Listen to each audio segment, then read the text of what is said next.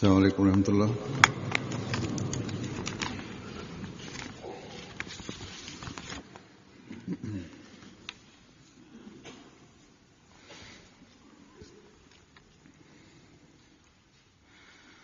أشهد أن لا إله إلا الله وحده لا شريك له وأشهد أن محمدا عبده ورسوله أما بعد فأعوذ بالله من الشيطان الرجيم بسم الله الرحمن الرحيم الحمد لله رب العالمين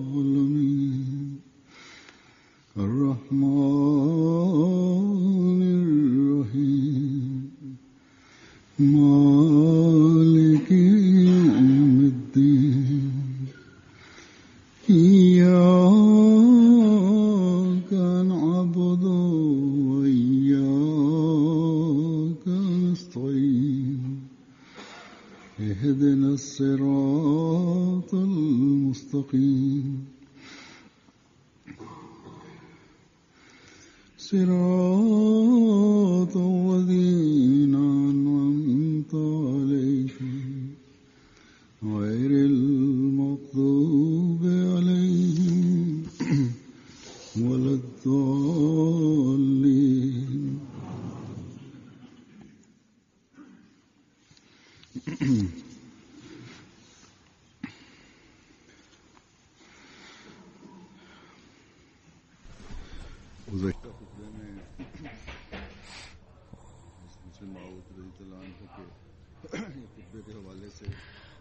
In the last week's sermon, I spoke with reference to one of the Friday sermons of Hadrat Musleh Maud and drew attention towards practical reformation.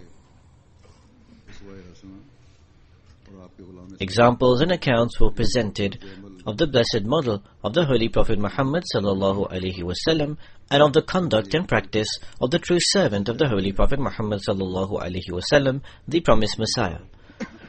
One of these moral qualities of truthfulness was expounded in detail. The lofty standard that the Holy Prophet ﷺ and his true servant were established upon was also explained.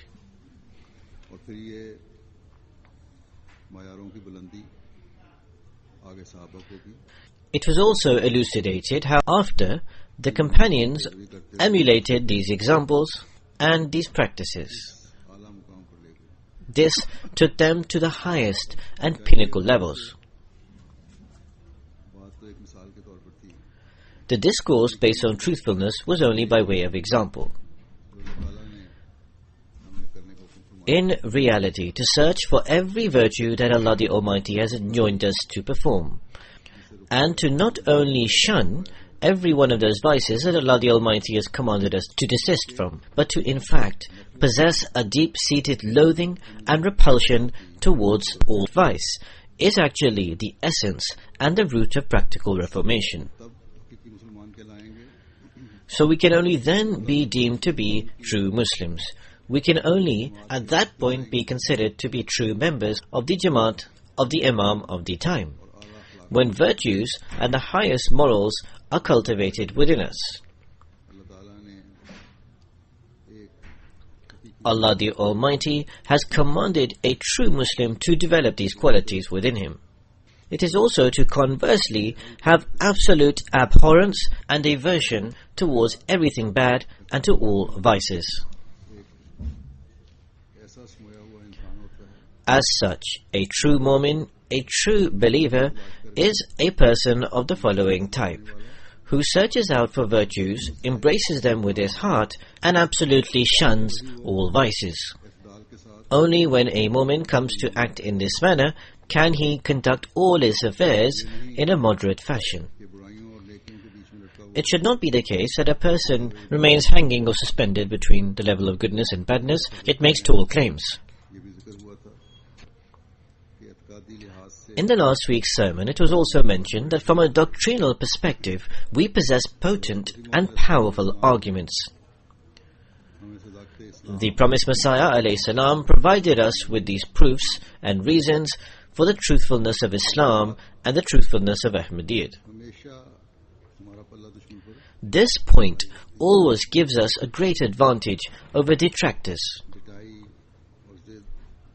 It is a different matter if a person does not believe as a result of audacity, stubbornness, or hard-heartedness. But it is nevertheless the case that the enemies of Islam possess no arguments or reasoning to counter ours. It is for this reason that they fret from debating with us when they come to learn on what pattern an Ahmadi is discussing on these topics. In our Arabic program, Hawadul Mubashir, there are numerous Christians who have acknowledged this fact, that the Ahmadiyya Muslim community possesses convincing arguments.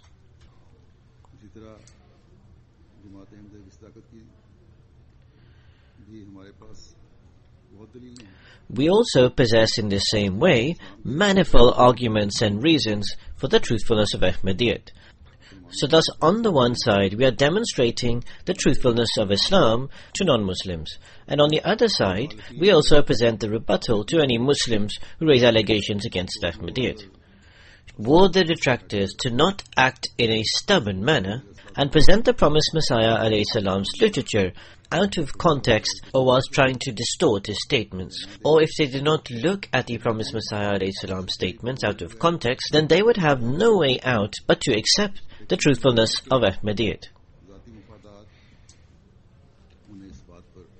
However, the vested interests of these Muslim clerics instigates them to attribute falsehood towards us and to continuously provoke the masses in this fashion.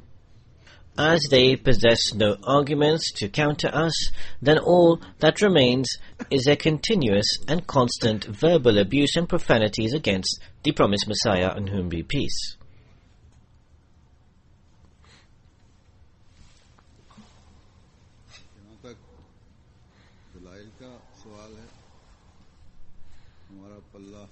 Thus, as far as proofs and arguments are concerned, we are always at a great advantage over the detractors of Ahmadiyyat and Islam.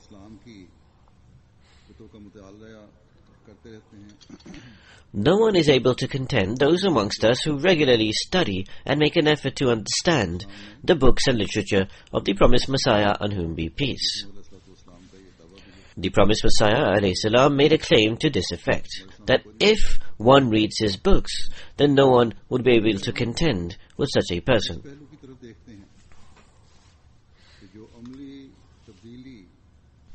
However, when we observe this from the angle of the condition and state of the practical reformation that the promised Messiah alayhi salam desired for us to cultivate within us, then it brings about grave concern.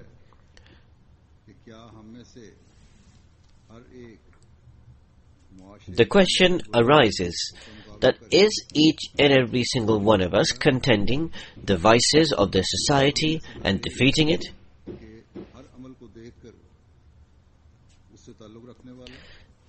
Is each and every single one acquainted with us, or those around us in our society, being impressed by our morals or by our practical condition? Or instead, are we succumbing to the societal influence and continuously forgetting our teachings and our traditions?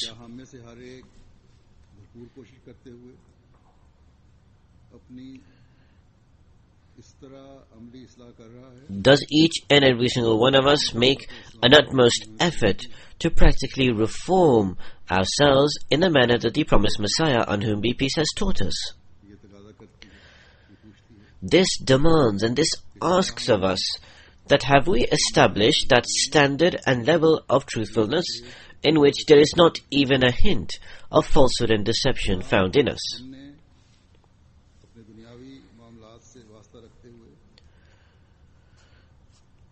Do we always keep a constant eye on the hereafter whilst conducting our worldly affairs? Do we, in the true sense, give precedence to our faith over worldly matters? Do we observe extreme caution in avoiding and shunning every ill and every bad practice?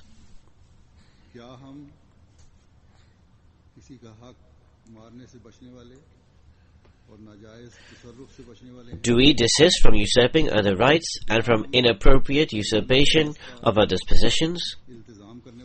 Do we regularly offer our 5 daily prayers? Are we constantly engaged in prayers and in the remembrance of Allah the Almighty in humility?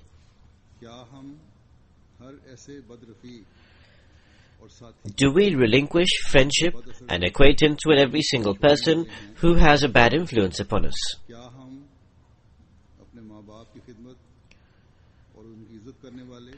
Do we serve and respect our parents and obey them in all good matters?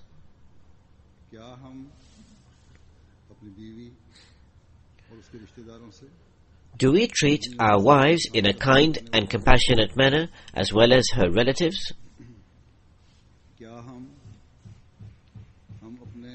Are we perhaps depriving our neighbors of even the smallest and minutest aspects of goodness?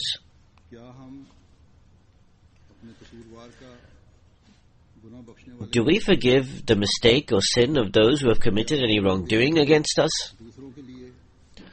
Are our hearts pure and free of all forms of spite, malice and rancor against others? Is every husband and every wife preserving the rights of one another's trusts? Do we keep the covenant of initiation, the bet, before us and keep a vigilant eye over our condition and state? In our gatherings and meetings and assemblies, do we desist from finding faults of others, from slandering others, and from backbiting? Are most of our meetings and gatherings and assemblies replete with remembrance of Allah the Almighty and His Messenger?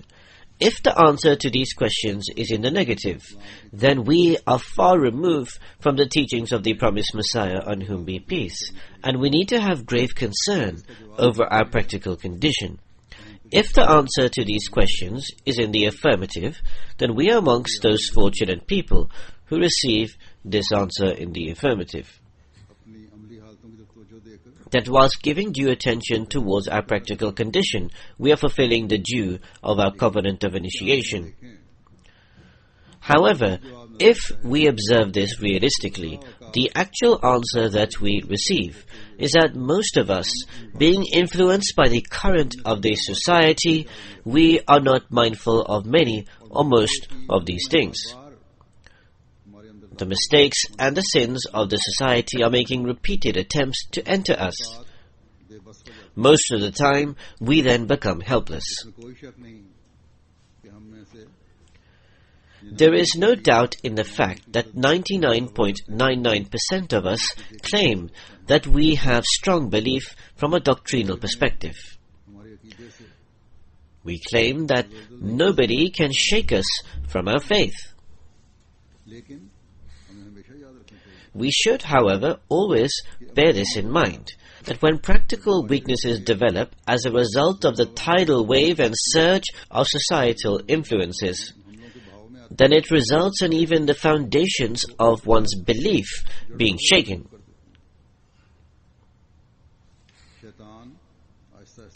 Satan always attacks slowly and gradually. One starts to become distant from the Nizam-e-Jamaat, and then this progresses further, and one starts even becoming distant from Khilafat. We therefore need to always remember that one weakness sows a seed for another weakness. Eventually, everything is destroyed. We are aware that the beauty of Ahmadiyyat is in being corded together in the link of the Nizam-e-Jamaat and of the institution of Khilafat-e-Ahmadiyyat. This alone is the strength of our belief and the strength of our practice. This is why the Khulafa of the time have always identified weaknesses and drawn the attention of the Jamaat from time to time.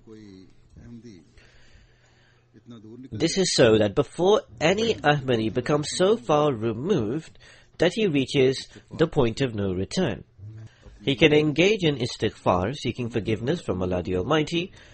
He can keep an eye on his practical weaknesses, and that he can make an effort to eliminate those shortcomings, whilst remembering the favors of Allah the Almighty upon him.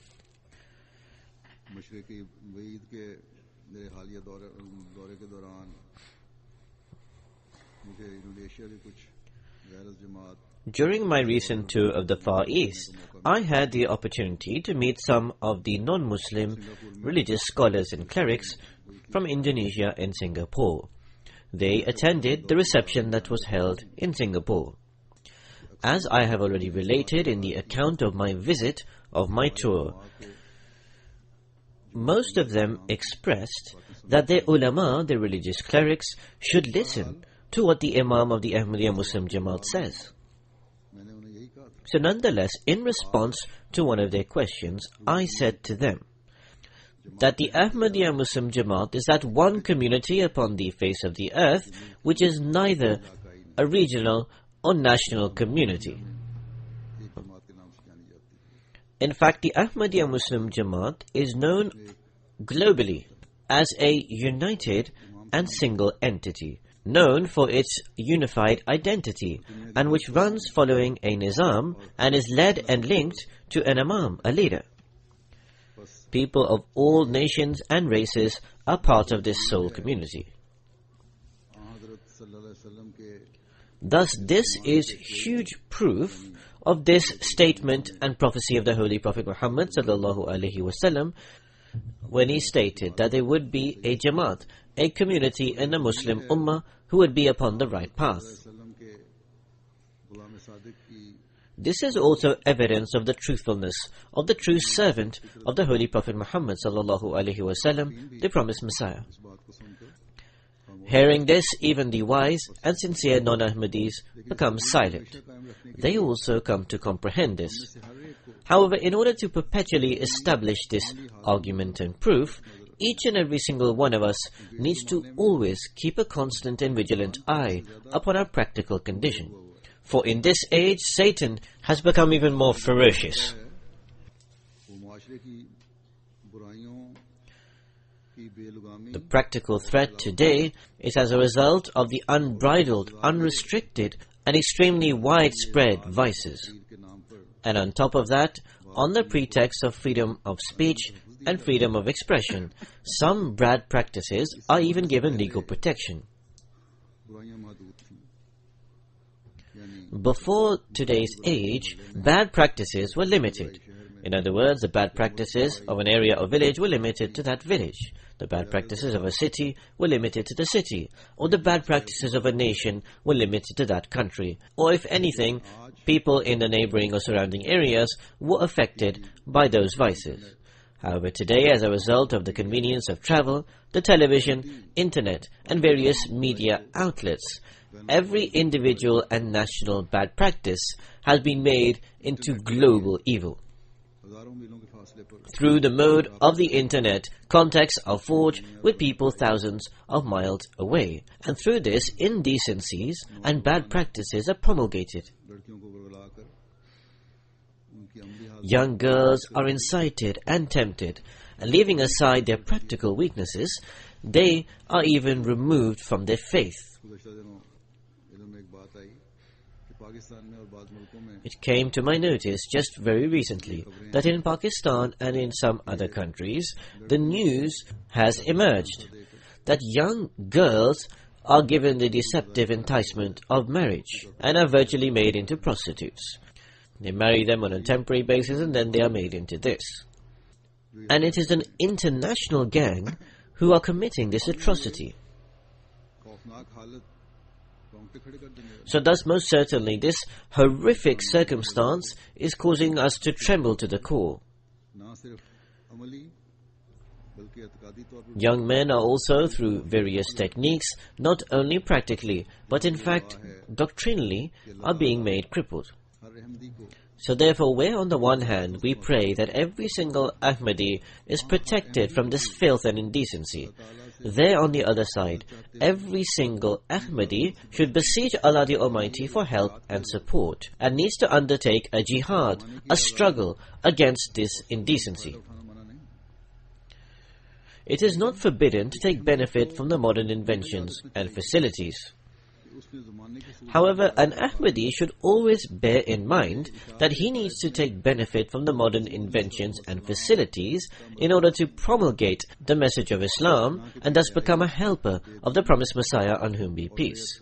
One should not succumb to indecencies and faithlessness and turn oneself over to the enemy. Thus, this is a matter of grave concern and reflection for each and every Ahmadi. Our elders also have to establish their own good examples so that the future generations can remain safe from these assaults and from this disorder and corruption. The young generation should also make utmost efforts. They should seek help from Allah the Almighty, and they would have to save themselves from the assaults of the enemies. This is the enemy who is making attacks in imperceptible manners. This is the enemy who, on the pretext of pastime and entertainment, is forcing himself into our homes and is having a negative influence upon our youngsters and also upon the weak people amongst us. It is trying to bring about shortcomings even amongst them.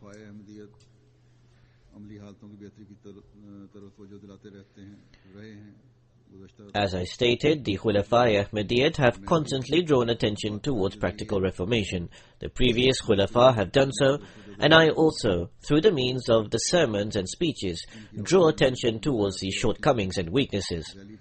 In light of this guidance and statements, the auxiliary organizations and also the system and nizam of the Jamaat form programs accordingly. This is so that every group and every age of Ahmadis can be saved from these attacks of the enemies.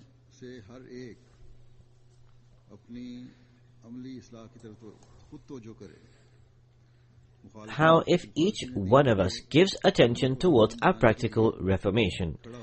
If every single one of us stands up in defense against the onslaughts of the enemies, and he does not only limit his action to this, but in fact he stands up with the resolve to reform even the enemy, that you not only have to defend, but also with defending, you must also reform the enemies and the others. And in order to attain this objective, if you establish a special connection with Allah the Almighty, then not only would you be able to bring about failure of the onslaughts of the enemies, but further, you would be able to reform them and facilitate their life in this world and in the hereafter. You would be eliminating this disorder and corruption, which is trying to bring about a negative influence upon our young generation. We would thus become those who save and protect our new generations. We would be safeguarding the faith of those weak amongst us. And thus this practical reformation would rub on to others and would sow the seed of continuous reformation amongst all, and the sequence will continue until the Day of Judgment. Through our practical reformation, new avenues of preaching would continuously open. The new inventions would, rather than spreading evil, would be the source of spreading the name of Allah the Almighty in every country and in every part of the world.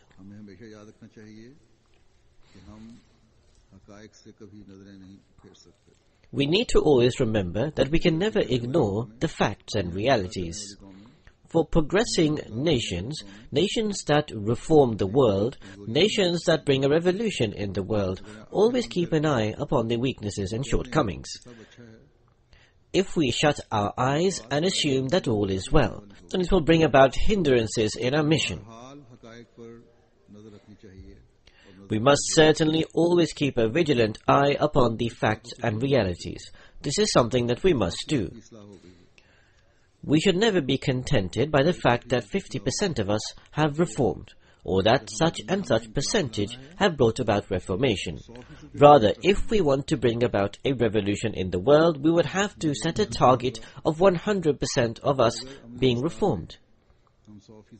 I would also like to state that if we achieve 100% reformation amongst all of us, then the quarrels, the conflicts, the cases that are set against each other, the effort to bring about financial ruin to others, the greed and avarice for money, watching indecent programs upon the television and any other modes, showing a lack of respect to one another, the attempt to discredit others and show others in contempt, would all be eliminated.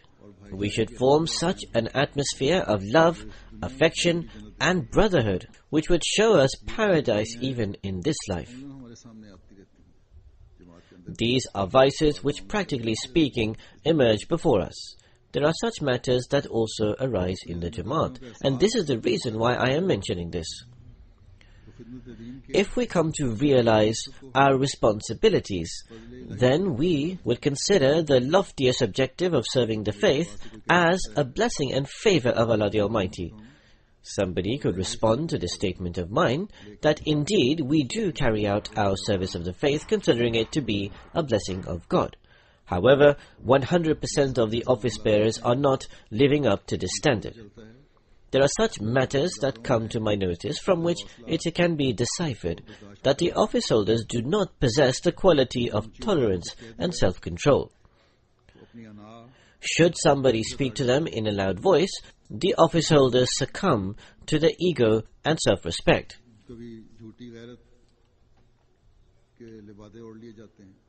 The garb of their self-honor is lifted.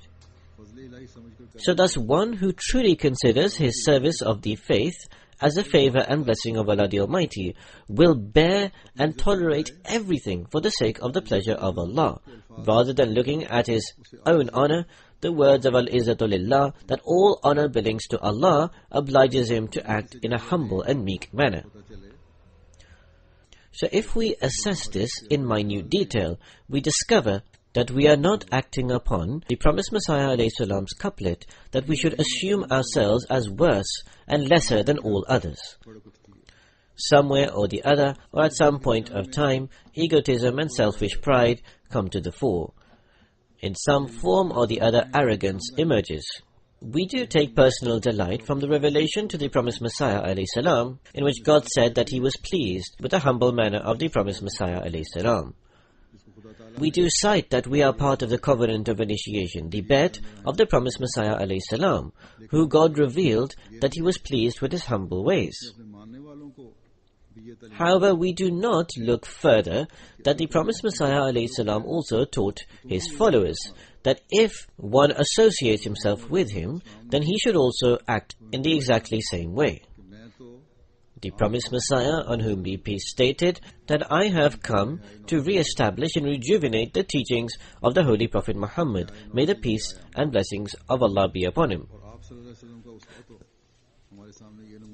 The noble example of the Holy Prophet Muhammad ﷺ presents the example before us, where even the servant of the Prophet stated that the Prophet never spoke to him in a harsh manner or questioned him harshly.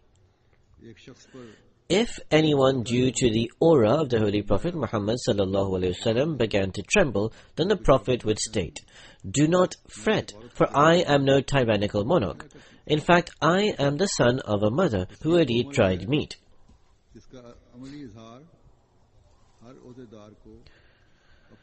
So thus this is that example which every single office holder needs to portray in his practical life. Every Jamaat worker needs to act in this manner in his practical life, and every single Ahmadi needs to implement this in his or her practical life. So if we receive an office, if we receive a service to perform, then always keep this statement of the Messiah of Muhammad in view, that I was but poor, helpless, unknown, and without any skill or talent. So if in our practical state we develop meekness, helplessness, and humility, it is only then that we will be fulfilling the right of our service to the faith. And perhaps this would give us hope of fulfilling that couplet of the promised Messiah, that this may admit you in the abode of union with God, or into paradise. If we do not live up to this, then as far as our belief is concerned, we may be true in our claim that we have accepted the Imam of the time. However, in reality, our practical actions would be making a mockery of the claim. The enmity of any other would not be inflicting harm upon us, but rather the hypocrisy in our character would actually be disgracing us. And on top of this, the anger of Allah the Almighty would also descend. So thus, in particular, every such person who has been appointed to serve the Jamaat must assess his own self. Generally speaking, every single Ahmadi should assess his state and condition. The right and the due of the bet are not fulfilled by merely accepting it or by verbal utterances. Rather, until the practical strength radiates brightly, it will bring no use. So if we declare that Jesus, peace be upon him, has passed away because all humans are mortal, if we declare that Allah the Almighty can send a prophet in subservience to the Holy Prophet Muhammad, may the peace and blessings of Allah be upon him, and that even today he can communicate with him and reveal to him, because no attribute of Allah the Almighty is limited or restricted to a particular time. We declare that Hazrat Mirza Ghulam Ahmad alayhi salam of Qadian was a true servant of the Holy Prophet Muhammad sallallahu alaihi wasallam, and in following and devotion and love to the Holy Prophet Muhammad sallallahu alaihi wasallam was granted the honor of being a non-law-bearing prophet by God. We have come to believe in him. If we truly believe that the Holy Quran is that final law-bearing book which for 1400 years continues in its pristine and original state, because Allah the Almighty has taken the responsibility of preserving it upon himself. No other law-bearing book is in its original state today. When we inform the world that you can raise as much hue and cry as you wish about the Holy Quran not being in its pure state, or claiming that it was written some centuries ago, we prove and establish that you are in the wrong. Today also, detractors of Islam, on TV programs and even in the literature, make an effort to try and prove that the Holy Quran, God forbid, was not revealed to the Holy Prophet Muhammad, may the peace and blessings of Allah be upon him, but they claim that it was written 600 or 700 years ago. Today, the Ahmadiyya Muslim community challenges such people and silences them. It is the impact of our proofs and arguments that the person who made this claim and even held a TV program in this regard, in which he said that the Holy Quran is not a divine scripture. So we invited him to come and contest this, but he rejected our invitation. In short, we believe that Jesus, peace be upon him, has passed away. We believe that Allah the Almighty sent the promised Messiah alayhi salam as a second advent of Jesus, peace be upon him. We believe that the final law-bearing book revealed to the Holy Prophet Muhammad sallallahu alaihi wasallam today remains in its pristine and original state. So can all these multifarious beliefs help us succeed in our mission? The answer to this question is most certainly no. If after having proved the death of Jesus, peace be upon him, which was destined to occur from amongst the Ummah of the Holy Prophet Muhammad sallallahu alaihi wasallam, which was to occur through the advent of the ardent devotee of the Holy Prophet Muhammad sallallahu alaihi wasallam, if we do not keep in view وَآخَرِينَ مِنْهُمْ لَمَّا يَلْحَقُوا بِهِمْ, and do not bring about pious reformations within ourselves, which was instilled in the companions of the Holy Prophet Muhammad sallallahu alaihi wasallam, then to just be established upon a doctrinal belief will give us no use whatsoever. When we proclaim that Hazrat Mirza Ghulam Ahmad alayhi salam of Qadian is that promised Messiah and Imam Mahdi who the Holy Prophet sallallahu alaihi wasallam had prophesied to occur and whom Allah the Almighty communicated with, then his teaching should also be demonstrated in our own person. Otherwise, the doctrinal belief alone would be useless. If we believe the Holy Quran to be preserved today as it was before, yet we do not act upon the commands entailed within the Holy Quran which are necessary for our practical lives, then our mere proclamations of defending the Holy Quran would give us no benefit at all. This proclamation would only bring about influence and impact when we implement it in our practical lives.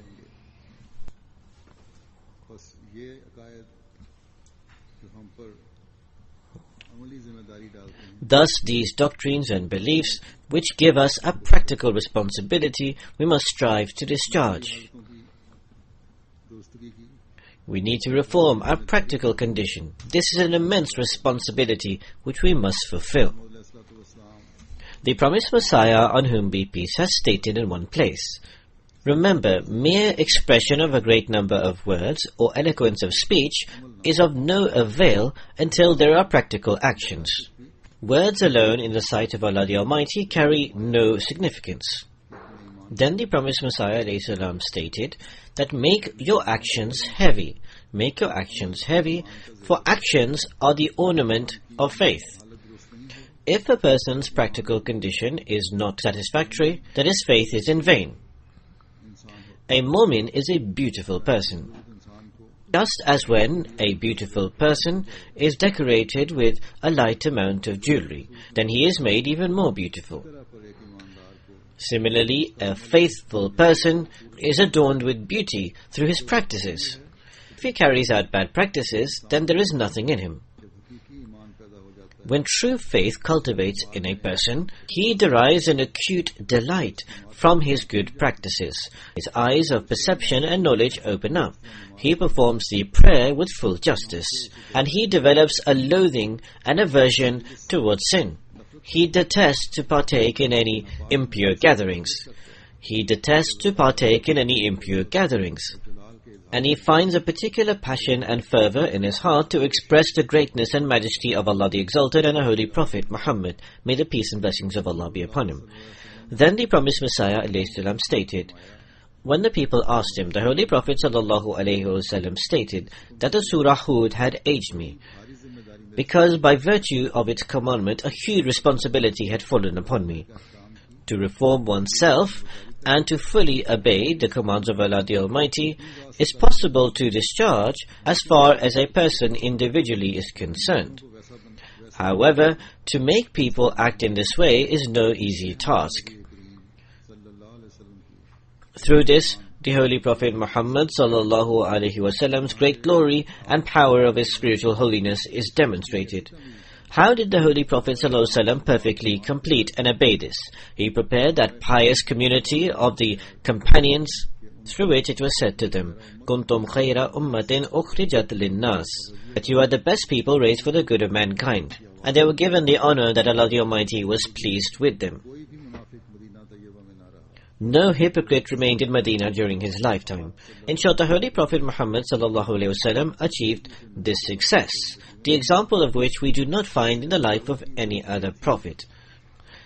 The purpose of Allah the Almighty in this was not to limit this matter to mere words and claims. For if this was limited merely to words and hypocrisy and pretense, then there would remain no distinction between us and others. And what merit would we have over other people? The promised Messiah, on whom be peace, states, you simply demonstrate your practical example, which should possess such a brilliance that others come to accept it.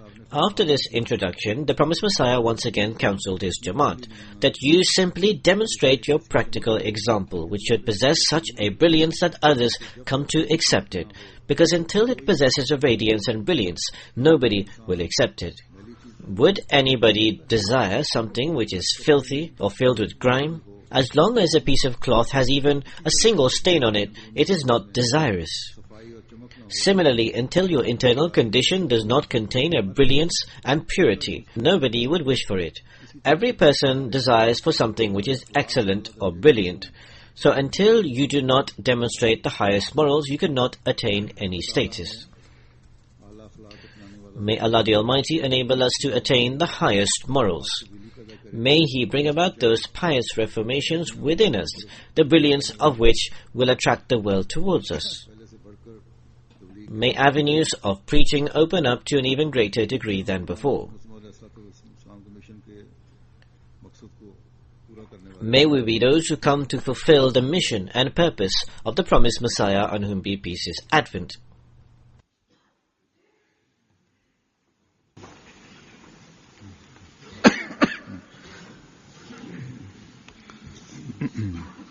Alhamdulillah,